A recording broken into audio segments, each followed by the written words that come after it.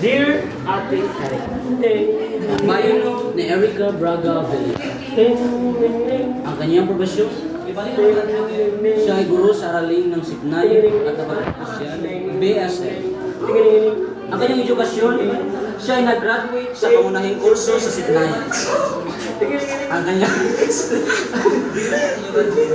kasanayan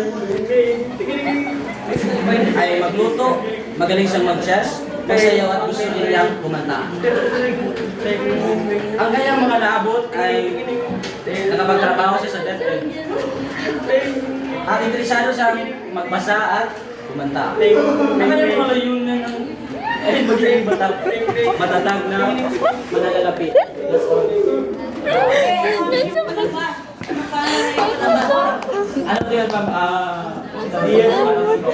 Radyo.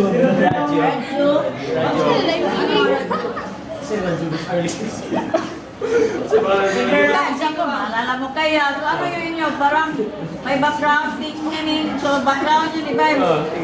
May creative, malikain, di ba? So habang siya nagbabasa, parang nagbabasa siya ng sulat, malikain. Tama naman yung ginawa nila. Di ba? Okay.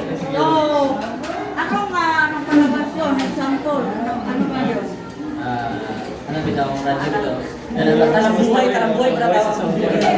Dalam buhay bitaw ko na. Kinabuhi. Sa radyo na siya. Radyo na siya ng title. Radyo na siya ng kaning title bitaw.